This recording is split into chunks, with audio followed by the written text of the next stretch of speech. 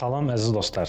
Bu videomuzda biz Illustratorda ən çox istifadə olunan Selection Tool və yaxud da ki, gələcəkdə dilimiz çaşacaq ona Move Tool deyəcəyik. Bax, həmən tool'la tanış oluruq. O tool da bizdə toolbarda ən yuxarıda oturub, içərisi qara olan ox işarəsi. Selection Tool'un bütün xüsusiyyətlərini tanımaq üçün bizə hansısa bir obyekt lazımdır.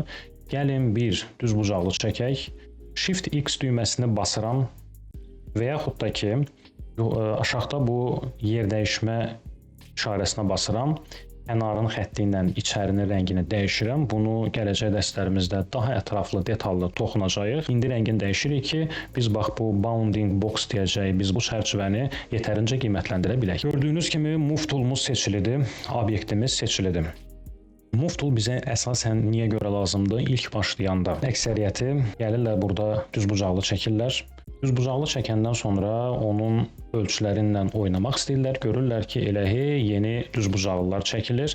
Belə hallar baş verməmək üçün istənilən bir şeypi çəkəndən sonra, təbii ki, şeypi çəkəndə əgər başqa bir tool'a keçməmişiksə, biz burada yenə transformasiya prosesləri həyata keçirə bilirik.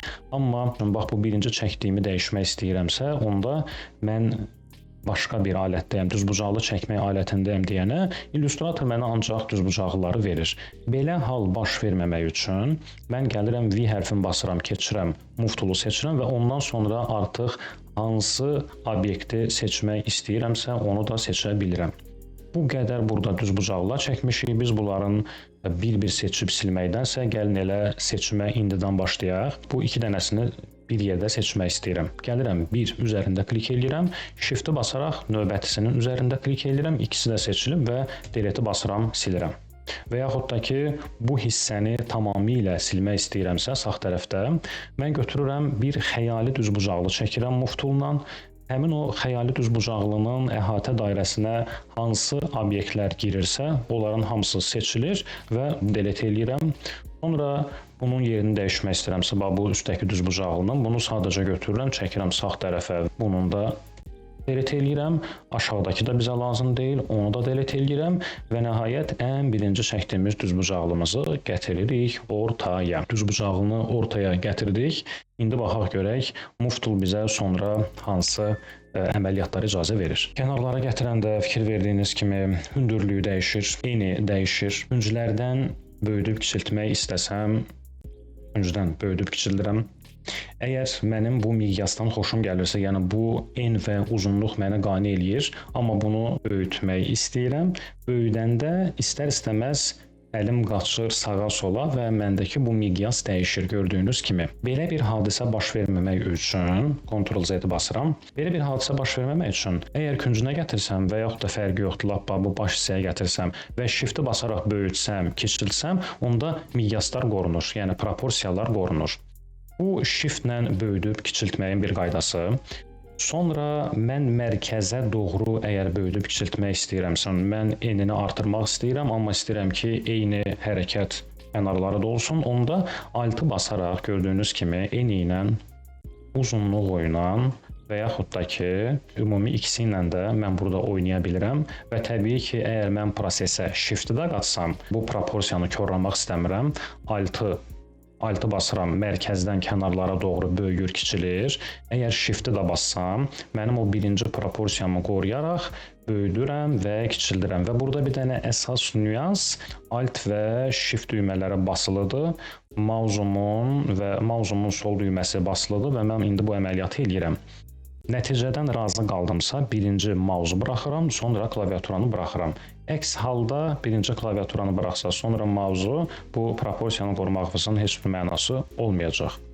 Gəlin ölçümüzü biraz kiçildək, hərəkət eləmək üçün yerimiz çox olsun. Mənim shape'im sol tərəfdədir və mən onu eyni koordinatda sağ tərəfə çəkmək istəyirəm. Mən onu götürüb Shift-i basıb çəksəm, bildiyiniz bu üfüqi xəttə çox düzgün çəkmiş olacam və yaxud da ki, Shift-i basıb aşağı, yuxarı çəksəm, düppədüz bu vertikal ox üzrə çəkirəm. Təbii ki, radikal əgər mausu qaçırsam, həmin o oxdan çıxacaq. Bir maraqlı texnika, əgər Alt-ı basıb Move tool-la çəksəm, mən həmən shape-in çoxlu kopyalarını çıxartmış olacam. İki dənə burada əsas nüans qaldı, onları da sizə göstərək. Birinci nüans, əgər gördünüzsə, mən kənar küncləri gətirəndə kursorum dəyişir. Bu mənə fırlatmaq, yəni rotate imkanı verir. Kənarlara gətirirəm, kursorum dəyişəndə mən bunu sağa-sola fırlada bilirəm və kursorumun yanındakı göstəriciyə fikir versəz, əgər mən shift-i bassam, artıq bunu 45 dərəcə, 90, 180, ortadakı 135 dərəcə və bax belə dəqiq, net bucaqlar altında fırlada bilərəm. Bir də yəqin ki, diqqətinizdən qaçmadı, burada belə bir düymələr var.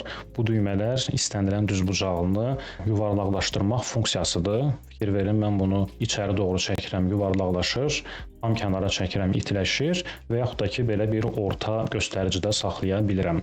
Move tool gördüyümüz kimi bizə obyekti ümumi deformasiya və yaxud da ki, transformasiya eləmək fürsəti verir. Bir də Move tool'un yanında Direct Selection tool var. Direct Selection tool klaviaturada A hərfi ilə işarələnir. Əgər Move tool-la mən ancaq enini və hündürlüyünü idarə edə bilirəmsə, Direct Selection tool-la təbii ki, kənarda bir dəfə klik eləməklə Direct Selection tool-da mən kənarlardan birini, yəni bu bucağı seçib sırf onu round eləyə bilərəm və yaxud da ki, onu yuxarı... Aha, burada mənim səhvim nə oldu? Mən indi burada kənarın üzərindən çəkdim. Yaxşı oldu, bu səhv qabağımıza çıxdı. Onun üçün mən sırf bu kənar nöqtəni, buna anchor point deyirlər, sırf bu kənar nöqtəni götürüb, onu yuxarı, aşağı, yəni belə çəkib istədiyim deformasiyanı verə bilərəm. Bütün bu toolların real praktikasını biz gələcək dərslərdə ətraflı, kökündən ləzzətli öyrənəcəyik. Move tool-la, Direct Selection tool-la öyrənəcəklərimiz bu qədər. Gələn dərslərdə görüşək.